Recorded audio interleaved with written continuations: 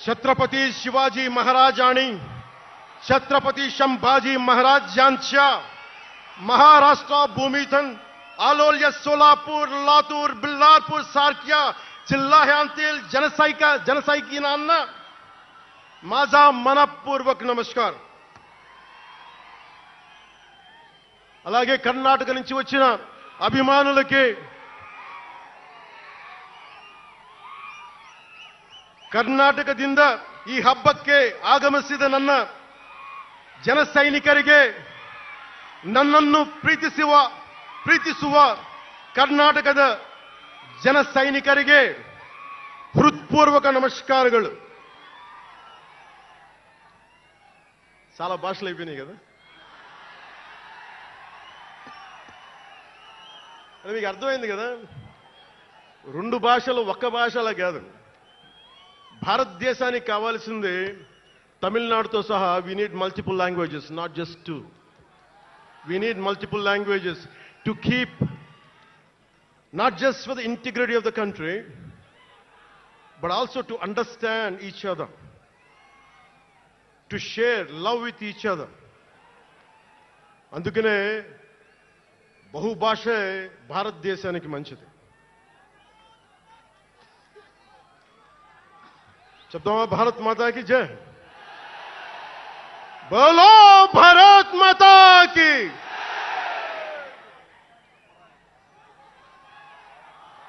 అలాగే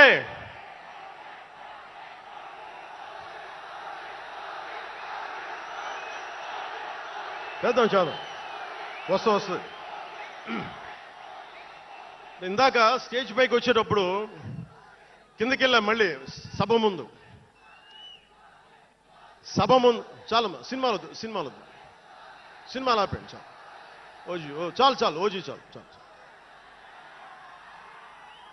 అంటే మీ అందరికీ నేను సినిమాలు ఎందుకు వద్దని చెప్తానంటే, సినిమాలు తక్కువ చేయడం నా ఉద్దేశం కాదు. మీరు ఓజీ సినిమాకి వెళ్ళి జనసేన జిందాబాద్ అని ఎలా అనకూడదు, ఇక్కడికి వచ్చి సినిమా ఎందుకు అనకూడదంటే, ప్రాణాలు తెగించినారు ఇక్కడ వాళ్ళందరూ, ఇక్కడ జన సైనికులు.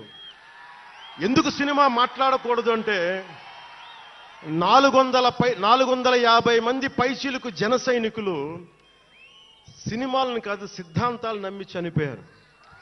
వారి గౌరవం కోసం.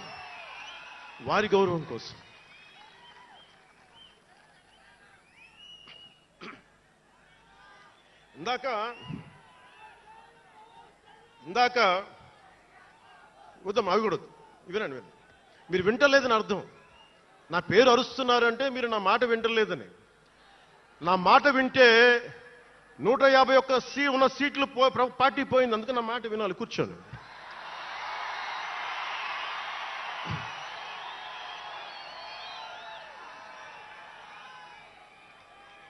ముందుగా నేను 11 సంవత్సరాల క్రితం పార్టీ పెట్టినప్పుడు, ఈరోజు మీకు డేటాలు చెప్పను, ఎన్డీఏ ప్రభుత్వం గురించి వీటిని చెప్పను.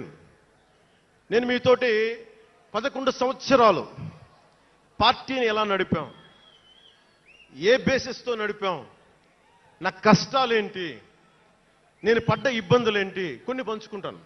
అన్నీ పంచుకుంటే సంవత్సరం కావాలి. నేను ఓటమిలు ఎలా ఉంటాను, గెలుపులు ఎలా ఉంటాను, మీరు నా గుండెల్లో పెట్టుకున్న వాళ్ళు, మీరందరూ నా గుండెల్లో పెట్టుకున్నదమ్మా. మీకు మించిన కుటుంబం నాకు లేదు. అలాంటి నేను 2014లో ఒక్కడనే కూర్చొని జ్వలిస్తూ మదించిపోతూ, మన ఆలోచనతో మధిస్తూ ఎలా చెప్పాలి, పెద్ద రాజకీయాల మీద చాలా మంది కసరత్తులు చేసిన వాడిని కాదు. 2009లో అప్పుడు రాజకీయ ప్రస్థానం తప్ప. 2003లో నేను మా నాన్నకి చెప్పాను ఫస్ట్. ఈరోజు మా నాన్నగారు లేరు, స్వర్గస్థులయ్యారు. మా నాన్నకి మా అమ్మకి 2003లో చెప్పారు, అమ్మ నేను ఒకరోజు పాలిటిక్స్కి వెళ్తాను. మా నాన్నకి నచ్చల మాట. శుభ్రమైన కెరీర్ పెట్టుకొని పిచ్చేంట్రా నీగానే. కానీ నేను చెప్పలేకపోయినా ఆ రోజున. నేను సినిమాలని దృష్టిలో పెట్టుకొని ఎదగలేదు, సమాజాన్ని దేశాన్ని దృష్టిలో పెట్టుకునేది. కానీ సినిమా నాకు ఉపకరణం అయింది, కానీ సినిమా నా జీవితం కాలం చెప్పలేకపోయాను ఆ రోజున. నన్ను చాలామంది, మీరు అందరికీ నాకు గద్దరన్న ఎలా పరిచయం అనుకుంటున్నారు మీరు? రాజకీయాల ద్వారా కాదు. గద్దరన్న ఖుషీ సినిమా చూసి మా అన్నయ్య గారిని పట్టుకొని మా అన్నయ్య గారి దగ్గరికి వచ్చి, మా పెద్దన్నయ్య గారి దగ్గరికి వచ్చి, మీ తమ్ముడిని కలవాల్సిందే నేను. మా అన్నయ్య ఫోన్ చేశారు, అని నేను గద్దర్ గారు కలుస్తారంటారా అని. నాకు గద్దర్ గారంటే ఇష్టం చిన్నప్పటి నుంచి, మా నాగబాబు గారి దయ వల్ల. సరే కలిస్తే ఆయన ఎంత క్షుణ్ణంగా ఆయన పరిస్థితి చెప్పాడంటే, అరే నువ్వు దేశం కోసం సమాజం కోసం ఆలోచించేవాడివి, నీ ఏ మేరా జహా అనే పాటలో నువ్వు భరతమాతని సంఖ్యలలో బంధించి పెట్టావు కదా, నీ భావం నాకు అర్థమైందిరా అన్నాడు. నువ్వంటే నాకు ఇష్టం రా తమ్మి అని చెప్పి ఆ రోజు నుంచి మాకు స్నేహం. అది నాకు అన్నా తమ్ముడ బంధం అయిందని ఆయన చనిపోయేలో.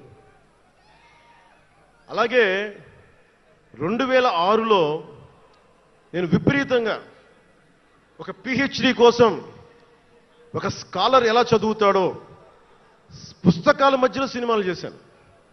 అందుకే నా సినిమాలు మీకు నచ్చుండకపోవచ్చు ఆ రోజున. కానీ నా జ్వలనాన్ని ఎక్కడో ఢిల్లీలో కూర్చొని ఒక్కళ్ళు